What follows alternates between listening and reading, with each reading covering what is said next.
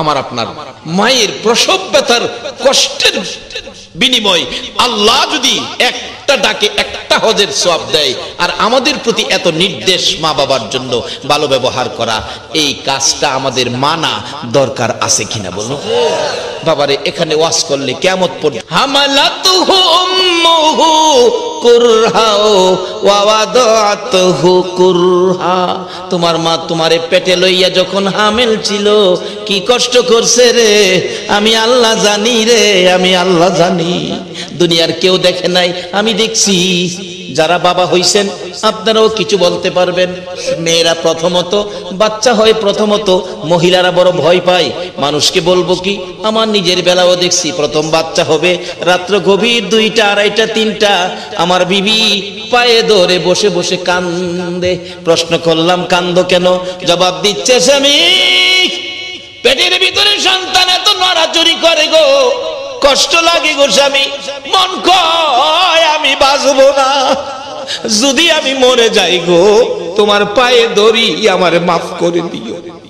কত কত মহিলা এমন একটা সন্তানের মা হওয়ার আশায় বলুন দুনিয়া চাইরা গেছে কিনা। তবু তো মা জাতি, তবু তো মহিলারা সন্তানের আশা ছাড়ে নাই। এই মারে কষ্ট দিয়েছো, কে তোমাকে জান্নাত দেবে? কে তোমার জান্নাতের জন্য সুপারিশ করবে?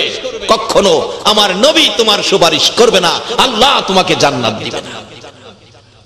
আল্লাহ বলে ফেরেশতারা গর্ভবতী মহিলারা কি কষ্ট করে আমি দেখছি রে।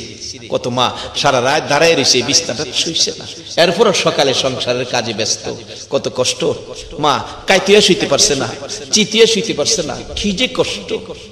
মা চাইতে ভাত ভালো করে মাইকে খাইতে পারছে না, কি যে কষ্ট। এই কষ্টের পরে আল্লাহ বলতেছেন সন্তানের মা হয়েছে, প্রসব ব্যথায় কি যে কষ্ট করছে। মাঝে মাঝে আমারে আল্লাহ আল্লাহ আল্লাহ গো আল্লাহ গো আল্লাহ গো আল্লাহ গো কইয়া চিৎকার মারছে। আমার আল্লাহ ঘোষণা করে দিচ্ছে ফেরেশতারা মহিলারা প্রসব ব্যথায় যেই মহিলা আল্লাহ আল্লাহ কইয়া ডাক দিবে, এক একটা ডাকে এক একটা কবুল হজের নেকি আমি দান করে দিই। আমার আপনার মায়ের প্রসব ব্যথার কষ্টের বিনিময় আল্লাহ যদি একটা ডাকে একটা হজের সওয়াব দেয়, আর আমাদের প্রতি এত নির্দেশ মা বাবার জন্য ভালো ব্যবহার করা, এই কাজটা আমাদের মানা দরকার আছে কিনা বলুন বাবারে। এখানে ওয়াজ করলে কিয়ামত পর্যন্ত করুন যাইব, মা বাবার ওয়াজ শেষ করুন যেত না। সাথে সাথে আসুন আরেকটা দিকে, সেটা কি আল্লাহ বলছে দুনিয়ায় থাকলে তো মা বাবার খেদমত করবেন, আর কবরে গেলে মা বাবার জন্য দোয়া করবেন। সেই দোয়াটা কি? কোরআন শরীফ, রব্বির হামহুমা কামা রাব্বায়ানি সগীরা। পৃথিবীর কারো জন্য কোরআন শরীফে দোয়া শিখাইছে না, আলেম ওলামারা বসা জিজ্ঞাসা কেউ বলতে পারবে না। শুধু এক শ্রেণীর লোকের জন্য কোরআন শরীফের দোয়া শিখাইছে, সেই দোয়াটা হলো মা বাবা। মা বাবা মা বাবা কবরে দোয়া করেন, মা কবরে অথবা বাবা কবরে। রাসূল বলছে যার বাবা জীবিত আছে তার বেহেশতের একটা দরজা খোলা আছে, যার মাও জীবিত আছে তার বেহেশতের 2টা দরজা খোলা আছে। নবীর কথা সত্য হবে না মিথ্যা হবে? বাবারা আসুন, মা বাবা কবরে থাকলে মা বাবার জন্য সেই দোয়ার মাহফিল করি। যদি চেয়ারম্যান সাহেবের মতো এই সমর্থ না থাকে এত বড় আয়োজন করে মা বাবার জন্য দোয়া করব, তাহলে নিজেরাই দোয়া করব। মসজিদে যায় নামাজ শেষে চোখের পানি ছেড়ে ছেড়ে কাঁদবো, সেই দোয়াটা করে রব্বির হামহুমা কামা রাব্বায়ানি সগীরা। আল্লাহ পাক জিজ্ঞেস করবে বান্দা মাল লেগে কান্দোস? ও বান্দা মাল লেগে কান্দোস? এই বাবার লেগে কান্দোস? যা, আমি তোর চোখের পানি দেখে আমার মায়া হইছে, তোর মা বাবার গুনাহ আমি মাফ করে দিলাম। কেউ কাম লাগতো না, নিজেরটা নিজে কান্দে। যাই হোক, যদি তা না পারেন, অবস্থা ভালো থাকে, চেয়ারম্যান সাহেবের মতো একটা দোয়ার মাহফিল, 7ম বার্ষিকী মৃত্যুবার্ষিকী ওয়াজ, আজকে দোয়ার মাহফিল চলছে, এরকম মাহফিল করেন। এত মানুষ দোয়া করলে কার দোয়া কবুল হয়? এত মানুষের মধ্যে দোয়া বিফল যাওয়ার কথা না। কিতাবে আসছে 40 জন মানুষ একত্রিত হলে দোয়া কবুলের জন্য আল্লাহ একজনকে ওলি বানায়, ওলি না থাকলেও ওলি বানায়া দেয়। এখানে কত 40 হবে, এখন নিশ্চয়ই আমাদের দোয়া কবুল হবে। তাহলে আমরা সর্বপ্রথম দোয়া করব মা বাবা যার কবরে, মা বাবার জন্য। তারপরে দাদা দাদির লাগেও কিন্তু দোয়া না কইরা পারতেন না, দাদা দাদির লেগে দোয়া করুন, দরকার আছে না? দাদা দাদি হাই হাই নাতি নাত করে হইলে গেলাম দাদা দাদির ছেলে মেয়ের মায়া জাগা নাতি নাত করে। বাস্তব আমার নবীর জীবনী খুলুন না, আমার নবী শিশু নবীরে কি আদর করতেন নবীজির দাদা আব্দুল মুত্তালিব। যেদিন আব্দুল মুত্তালিব অসুস্থ, মনটা দুর্বল, আমি বুঝি বাঁচবো না, তারপরও শিশু মোহাম্মদকে এই বুকের উপরে রাইখা রাত্রে ঘুম পাড়াইতেন দাদা আব্দুল মুত্তালিব। এই আদর এখনো আছে। মাঝে মাঝে আমার নবী দাদার গলায় ধরে গভীর রাত্রে ঘুমের মধ্যে মা মা কইয়া ঘুম থেকে উঠত। নবীজির দাদা আব্দুল মুত্তালিব ডাকতেন, নাতি রে আমি তোর মা না, আমি তোর দাদা লাগি। যেই দাদার বুকে শুইয়া আমার নবী মার স্বাদ মিটাইতো, এই দাদা দাদি যার কবরে গো তাদের জন্য দোয়া করা দরকার আছে কিনা? দাদা কত আদর করত। আমার নবী যেদিন মা হারা বাবা হারা, আমার নবীর সকল ব্যথা বুকে লইয়া যেদিন দাদার বুকে ঘুমাইতো, দাদার আদরে আমার নবী শান্তি পাইতো। বাবা হারা যেদিন আমার নবী মার কাছে যেদিন কাঁদতে ছিল, মাগো ও মা, আমার খেলার সাথীরা সবাই বাবার কোলে উঠলো, বাবা দুই গালে জমাইলো, কোলে নিল, আদর করলো, খেজুর খুরমা দিল। আমার বাবা কই? আমার এদিক কেউ কোলে নিল না গো মা।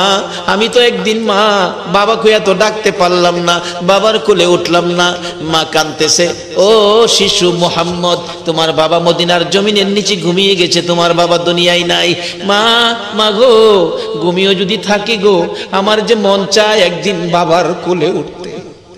আমার সঙ্গীরা যখন বাবার কোলে উঠে, বাবা যখন দুই গালে চুমো দেয় গো, আমার কলিজা মানে না। মা আমি মানি না, আমার বাবার কাছে লইয়া যাও, আমার বাবার কাছে লইয়া যাও। শিশু নবী পাগল পাগল হইয়া মার কাছ থেকে যাইয়া বাবা বাবা বলে কাঁদে। মক্কা নগরীর উঁচু পাহাড়ের উপরে উঠে বাবা বাবা কইয়া ডাকলে নিচ দিয়া যাচ্ছিল আবু জাহেল। কোত্থেকে জানি আসছে, সকাল বিকাল হয়ে গেছে, সন্ধ্যার টাইম। একটা বাচ্চা দেখা যায় বাবা বাবা কইয়া কান্দে উপরে। কার বাচ্চাটা জানি খবর নাই। মা কেন নেয় না বাচ্চাটাকে? আবু জাহেল বলেন, আমি উপরে উইটা দেখি বাতিজা মোহাম্মদ, তাই না নিচে নামাইলাম। বাবা এত বড় সাহস তোমার, এখন তো ভাগ তোমাকে খাইবো, একটু পরে ভাগ ভাল্লুক বেরিয়ে আইবো, তোমারে পাইলে খাইবো। আবু জাহেলের ধারণা আমরা নবীরে পাইলে বাঘ ভাল্লুকে খাইবো। আপনাদের ধারণা কি আমরা নবীরে কি বাঘে খাইবো? নবীরে খাইতো বাঘে, নবীর উম্মতেরই তো খাওয়ার ক্ষমতা নাই। বলে কেমনে? গাউসে পাক আব্দুল কাদের জিলানী রাহমাতুল্লাহ আলাইহির জীবনী।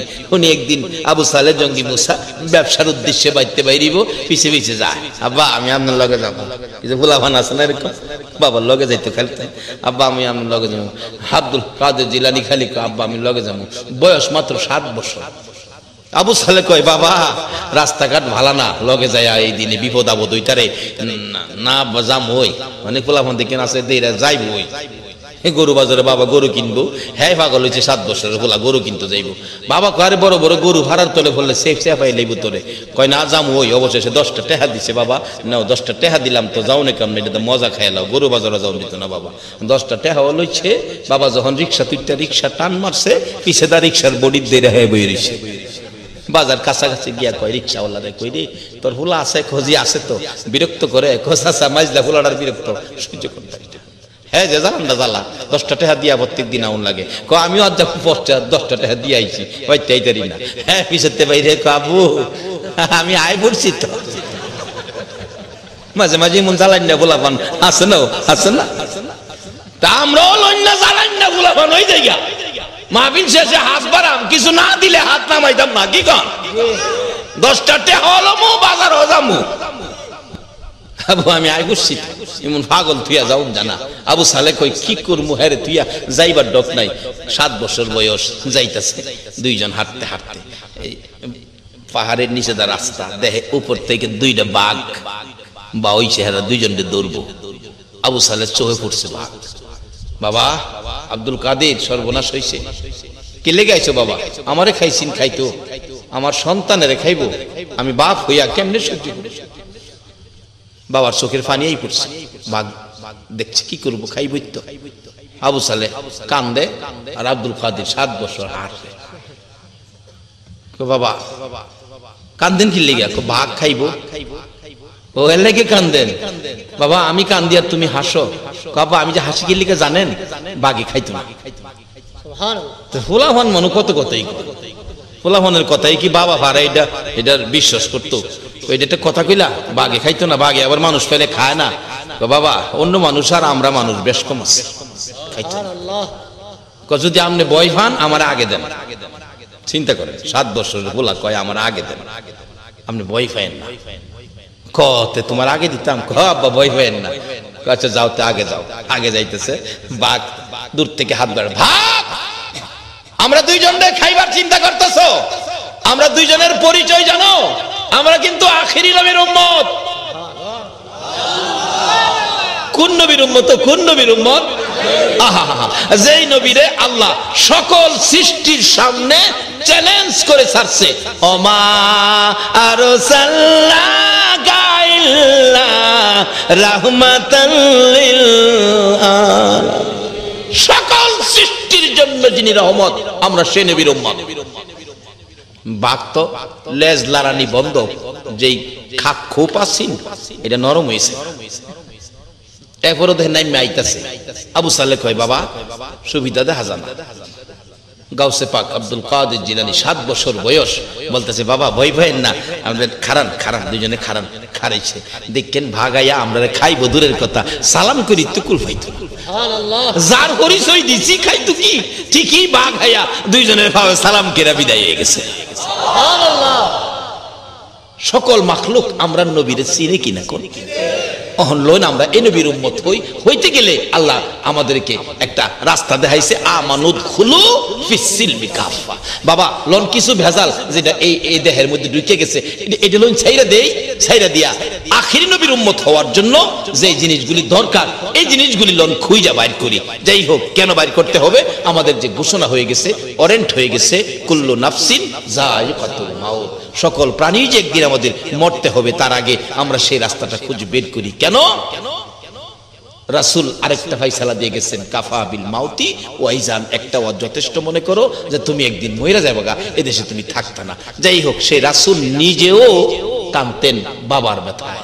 তার বাস্তব আবু জাহেল নিজে তার জীবনীতে লেখে, আমি নিচে নামাইছি বাবা, বাগে তো খাই লইলে তোমারে, তাহলে চলো তাড়াতাড়ি বাড়ি যাই। আবু জাহেলের গুড়ার ভিড়ে পিছনে বসাইয়া গুড়ারে চাবুক মারতেছে, তাড়াতাড়ি চল, সন্ধ্যা হয়ে গেছে, ভাগ আই ফুরবো। এই যে চাবুক মারে, গুড়া যে বইছে হেরারে ফিডে উঠাইতো এ বোয়াতই, কোন কোন চাবুকের আঘাতে চামড়াটা ফাইটা ফোটা ফোটা রক্ত পড়তেছে। আবু জাহেল ডাকে, এরে গোরা এত আঘাত জীবনে কোনোদিন করি নাই, এত আদর করে লালন পালন করি, আমারে লইয়া জাগায় জাগায় চলস রে, আজকে এত মার মারি কেন তুমি উঠতেছ না? কিতাব লেখে গোড়াটা সামনের 2টা পাও মাঝে মাঝে আকাশের দিকে বাড়ায়, চোখের পানিগুলো জর্জর করে পড়তে থাকে। আবু জাহেল গোড়ারে আঘাত করে, গোড়ার সামনের 2টা পা উপরে বাড়ায়, উপরে বাড়ায় আবুজি ডাকতে থাকে, মাবুদ আর কত মার খাবো গো, দাও না আমার জবানটুকু খুলে। কোন দুঃখে মার খাইতেছি, দাও না জবান খুলে মনের দুঃখ বলে দেওয়ার জন্য। আমার আল্লাহ কই, এরে ঘোরা রে, আমার বন্ধুর কথাই বুঝি বলবি, যা যা তোর জবান খুলে দিলাম। বলতেছিলাম বারবার এইভাবে পাও 2টা সামনের উপরে বাড়াইয়া দিলে আমার আল্লাহ কবুল করলেন ঘোড়ার আরজি, তোর জবান খুলে দিলাম। ঘোড়া ডাকতেছে, এরে আবু জাহেল মারে, আর কত মারবি? মারতে মারতে জীবন বাহির করে দিতে পারবি রে। আবু জাহেল মার, কত মারবি? আবু জাহেল বলেন, কেন মারবো? তুমি তো কথা বললেই সামনের দিকে চলতা, আজকে মারার পরেও সামনে যাইতে চাও না। আরো মারবো কেন, মারার তো দরকার ছিল না। উঠো, ওইটা তুমি তাড়াতাড়ি বাড়িতে চলো। গোরা ডাকতেছে, এরে আবু জাহেল, আজকে অন্যদিন কথা বললেই চলতে থাকি, আজকে মার খাইয়াও চলতেছি না কেন? তুমি কি বুঝতে পারো না তুমি পিছনে কারে বসাইছো? খবর জানো নি রে আবু জাহেল? ইনি হলেন রাহমাতাল লিল আলামিন। যে নবীর সৃষ্টি না হইলে রে সৃষ্টি কুলের সৃষ্টি হতো না। ওই শিশু নবীর পিছে বসাইয়া সামনে বসে মাতবুরি করো, তোমার মাতবুরি আমি মাইনা নিতে পারি না। এরে আবু জাহেল, যতক্ষণ পর্যন্ত শিশু নবীর সামনে না নিবা ততক্ষণ পর্যন্ত আমি গুড়া মার খাইতে খাইতে জীবন দিতে পারি, একটা কদম সামনে যাইতে পারি না।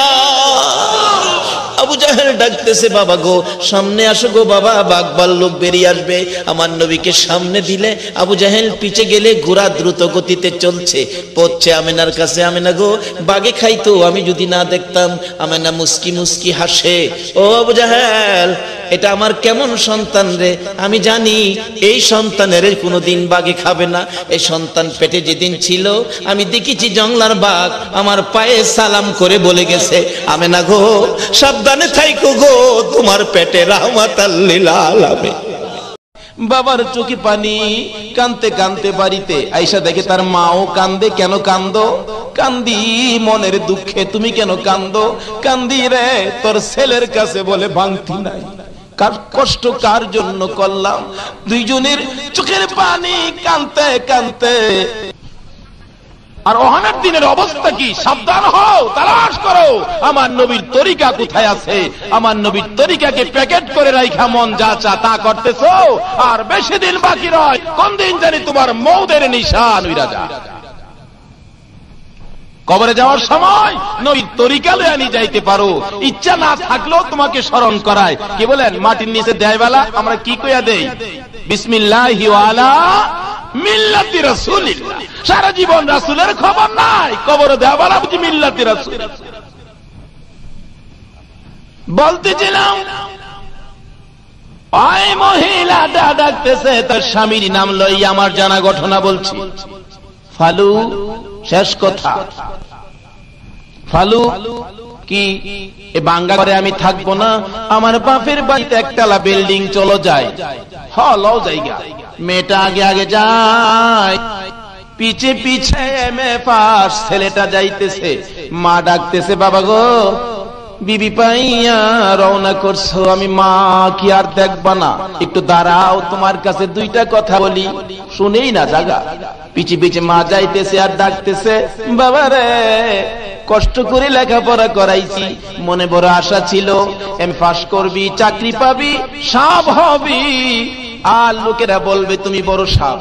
আমি মেয়ে দেখবো, পছন্দ করব, বিয়ের দিন তারিখ করব, বিয়ের দিন হলদি মেহেন্দি পরাইয়া গোসল করাবো, গোসল পরাইয়া পায়জামা পরবে, পাঞ্জাবি পরবে, টুপি মাথায় লাগাবি, বিয়ে করতে যাবি, আমি মার পায়ে সালাম করবি, আর আমি তোর মাথায় হাত দিয়ে দোয়া করব।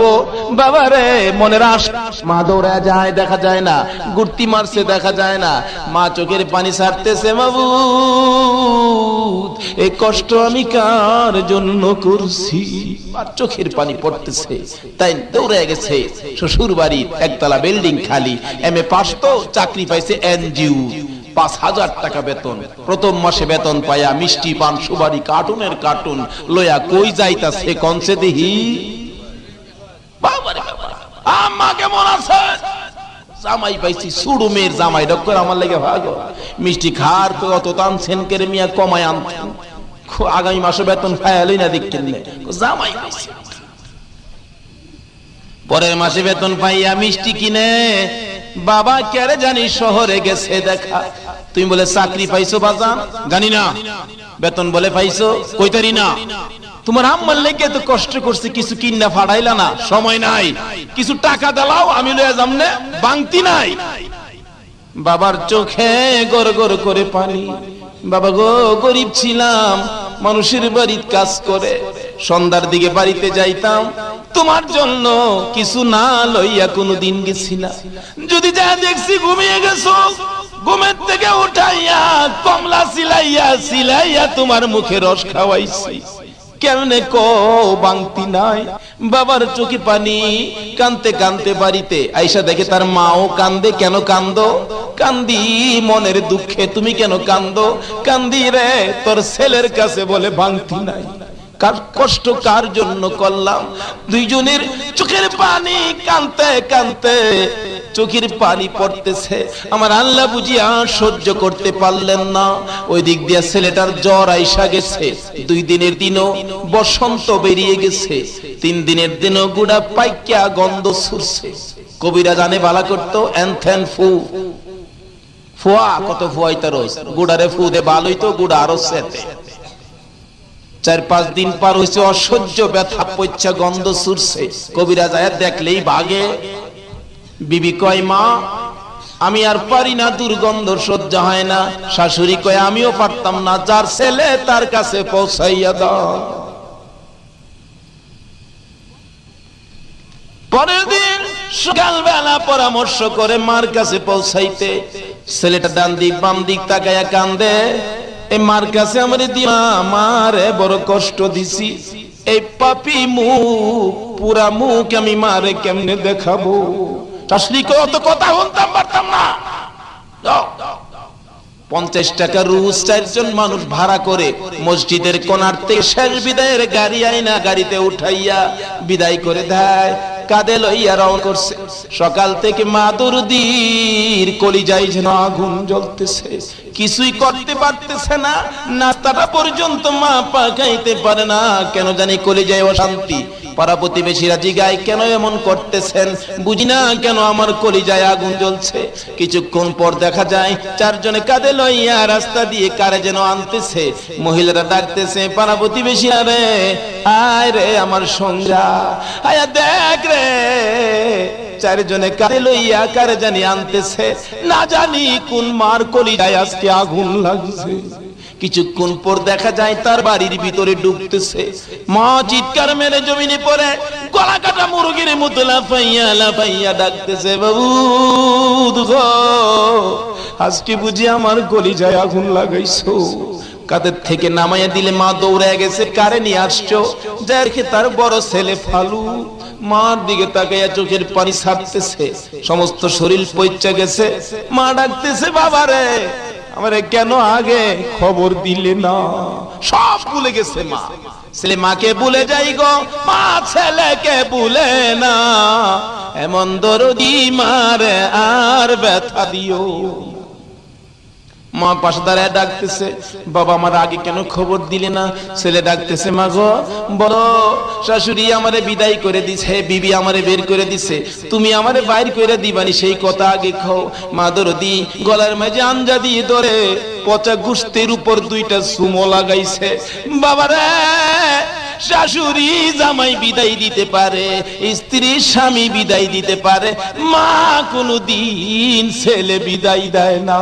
বুকে লাগাইছে, আমাজান আমি তোর কাছে থাকবো। ঘরের ভিতরে নিয়ে পাশে বসে বসে সারাদিন পার হয়ে যায়। মা খাওয়ানোর খবর নাই, গোসলের খবর নাই। বাবা কি খাবি, কি লাগবে খো। সারা রাত পার হয়ে যায়, মা ঘুমায় না।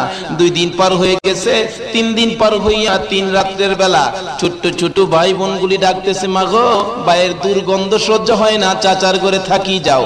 বাপ ডাকতেছে তার দুর্গন্ধ সহ্য হয় না, বাংলা ঘরে থাকি যাও।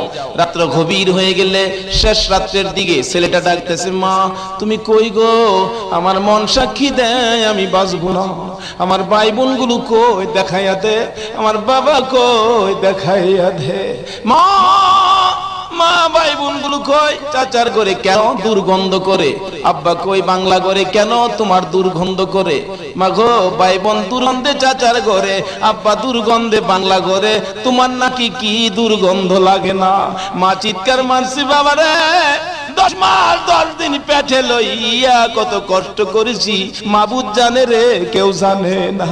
তোরে দুনিয়াতে প্রসব করতে যাইয়া কয়বার যে জিহ্বা বাহির করছি রে, ওই দিনের কষ্টের কথা মনে হইলে তোমার শরীরের দুর্গন্ধ আমি মার নাকে লাগে না। আমার নবী বলে গেছে, এই মার পায়ের তলে তোমার জান্নাত। হিসাব মিলান। মার পায়ের তলে জান্নাত, এটাও ঠিক আছে কিনা? আর নামাজের মাধ্যমে আল্লাহর বাড়িতে বেড়ানি, এই রাস্তাটা আমাদের খোলা আছে কিনা? আল্লাহ বলছে নবীর কথা মানো, নবীর কথা মাইনা এই দুইটা জিনিস ঠিক করছি কিনা। আর কোরআন শরীফে আল্লাহ বলছেন মানুষ দুর্বল, আর এই দুর্বল মানুষকে আমার নবী রক্ত দিয়ে দাঁত ভেঙে না খায়া পেটে পাথর বেঁধে এই কালিমা পড়ে আমাদেরকে শক্তিশালী করে গেছে। এই শক্তি দিয়ে আমরা দুনিয়ার জমিনে চলবো, আর জবান থেকে বাহির করব নারা তাকবীর। এই শক্তি আর কোনদিন যেন কোন ইহুদি খ্রিস্টানের কথায় কিয়ামত বিশ্বাস করে আর যেন আমরা বাড়িতে গিয়ে শুয়া না থাকি, মুরুব যেন আর কোনদিন না খায়। তার কারণ এই মুসলমান ইমানদার কালিমাওয়ালা একমাত্র আল্লাহ, আল্লাহ রাসূলের কথার বাইরে আর কারো কথা বিশ্বাস করতে পারে না। আল্লাহ রাব্বুল আলামিন কিয়ামতের যেদিন বাঁশি বাজাবে, ওই দিন আল্লাহ নির্দেশে হযরতে ইসরাফিল আলাইহিস সালাম কিয়ামতের বাঁশির কণ্ঠ বাজাবে। আর কারো কণ্ঠে আমরা কিয়ামত মানতে পারি না, কি বলেন? আর কারো কণ্ঠে কিয়ামতের বাঁশি বাজালে মানবেন? কখনো নয়। আল্লাহ আমাদেরকে এই ঈমানী শক্তিতে দুনিয়াতে বসবাস করার তৌফিক দেখ, ঈমানী শক্তির হায়াত বাড়িয়ে দেখ। সকলে বলুন আমিন।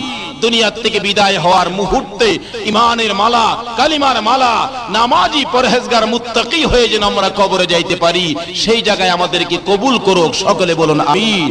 আজকের এই মাহফিল আল্লাহ যেন কবুল করে আমাদেরকে এই মাহফিলের বরকত, এই আলোচনার বরকত যেন নসিব করে দেন। সকলে বলুন আমিন। মহব্বতে দুরূদ শরীফ পড়ুন। আল্লাহুম্মা সাইয়্যিদানা মাওলানা মুহাম্মদ ওয়া আলা আলি সাইয়্যিদানা মাওলানা মুহাম্মদ। আল্লাহুম্মা সাল্লি আলা সাইয়্যিদিনা মাওলানা মুহাম্মদ ওয়া আলা আলি সাইয়্যিদিনা মাওলানা। বালাগাল উলা বিকামালিহি কাশাফাদ দুজা বিজামালিহি আসনাত জামিউ খিসালিহি সাল্লু আলাইহি ওয়া আলিহি সাল্লিমু ইয়া কওম বাল সাল্লু আলা সাদরুল আমিন মুস্তাফা মা জা ইল্লা রাহমাতাল লিল আলামিন। আজকে আর আপনাদেরকে কষ্ট দিব না, এখানেই আমি আমার আলোচনা শেষ করে দিলাম। অনুরোধ এটুকুই রাখলাম, যদিও কোরআনের ভাষায় আমরা দুর্বল, কিন্তু মানুষ দুর্বল, ঈমানদারদেরকে দুর্বল বলা হয়। যেহেতু দুর্বল মানুষের কাছে আমার নবীকে পাঠায়া কালিমার মন্ত্র পড়ায়া শক্তিশালী বানায়া, তারপর আমার আল্লাহ বলছেন আমার নবীর কথাগুলি তোমরা মানো। নবীর কথা মানলেই হবে আমি আল্লাহর কথা মানা। তার কারণ নবী জিন্দেগিতে নিজে বানায়া কোনো কথা কয় নাই। নবীর কথায় নামাজ হলো মেরাজ, আল্লাহর বাড়িতে বেড়ানি। ওই নামাজ আমাদের আমলে আনতে হবে। আর মার পায়ের তলে বলে আমাদের জান্নাত। এই জান্নাতের রাস্তাটা এবং আল্লাহর বাড়িতে যাওয়ার রাস্তাটা, দুইটা রাস্তা আমাদের ঠিক আছে কিনা, এটা এই শক্তি দিয়ে মাইপা দেখার অনুরোধ আপনাদের কাছে রেখে আজকের মতো এখানেই আমি আমার আলোচনা শেষ করে দিলাম। তার কারণ মানুষ কম, বৃষ্টির দিন, এমনিও মাহফিলের একটা এলোমেলো হয়ে গেছে। অন্য সময় আল্লাহ যদি বাঁচায়া রাখে, দিন মাদান ভালো হইলে আসলে আলোচনা হবে না ইনশাআল্লাহ। আজকের এই আলোচনার উপর আমাকে সহ সকলকে যেন আল্লাহ আমল করার তৌফিক দেন। এবং এই মাহফিল ভাই এত কষ্ট করে গতকালকে গিয়া বইলাইছে, বৃষ্টি হইলেও যাতে যায়, যাই হোক আল্লাহ পাক এই মাহফিলের তারিখ ঠিক মতো যাই হয়েছে, অল্প আর বেশি যাই হয়েছে, আল্লাহ যদি বরকত বাড়ায়া দেয়, কম মানুষের মাঝেও দিতারে বরকত বাড়ায়, কি বলেন? পারে না? আল্লাহর পক্ষে আমরা থাকলে আল্লাহ আমাদের পক্ষ থাকবে। দেখা গেল আবু জাহেল 1 লক্ষ মানুষের নেতা হইয়া বেড়ায় দেখায়, আর আমার নবী মাত্র 40 জন মানুষের নেতা। তাহলে মানুষ কম না বেশি? আবু জাহেলের কাছে এক লোক আমানত টাকা রাখছে, আমানত আনতে গেছে, আবু জাহেল অস্বীকার করে আমানত খেয়ানত করলো, দেয়। লোকটা মনটা খারাপ করে আসতেছে, নবীজিকে কি ব্যাপার মনটা খারাপ? হুজুর আবু জাহেল 1 লক্ষ টাকা মাইরা দিল না, এই জন্য মনটা খারাপ। তাই কি চলো যাই, দৌড়ে গেছে। আবু জাহেল, চাচা আপনি নাকি লোকে টাকা মাইরা দিছেন, তোমার আনছে নাকি? হ্যাঁ। তুমি কি করবা? আমি 1 লক্ষ মানুষের নেতা আর তুমি মাত্র 40 জনের নেতা। আল্লাহ কয় বন্ধু গো ভয় পাইও না, 40 জনের নেতা তুমি হইলো, তোমার লগে আমি আল্লাহ আছি। কি বলেন? মানুষ কম হইলো, আল্লাহ সাথে থাকলে ভয় আছে? নবীজি কয় 40 বুঝি না, টাকা দিবা কিনা কও। আবু জাহেল কও কণ্ঠ যেমন বড় লাগে, দিবা না কও, মাতবুরি কমায়া করো, অক্ষণ টাকা দাও। এদিকটা 2টা কুদরতি বাঘ নবীজির 2 পাশে আল্লাহ পাক বানায়া বয়ায় দিছে। বাঘে কয় আবু জাহেল টেহা দিবি না ফেডের ভিতরে যাইবি? আবু জাহেল কয় ভাতিজা তোমার বাঘ থামাও, অক্ষণ টেহা দেলাইতাছি। তাইলে 40 এর লগে আমার আল্লাহ আছে কিনা কর। মানুষ কম হইলো, আল্লাহ যদি আমাদের সঙ্গে থাকে ইনশাআল্লাহ আমরা বরকত পাবো। আল্লাহ যেন এই মাহফিলের বরকত আমাদেরকে নসিব করে দেন। সকলে বলুন আমিন।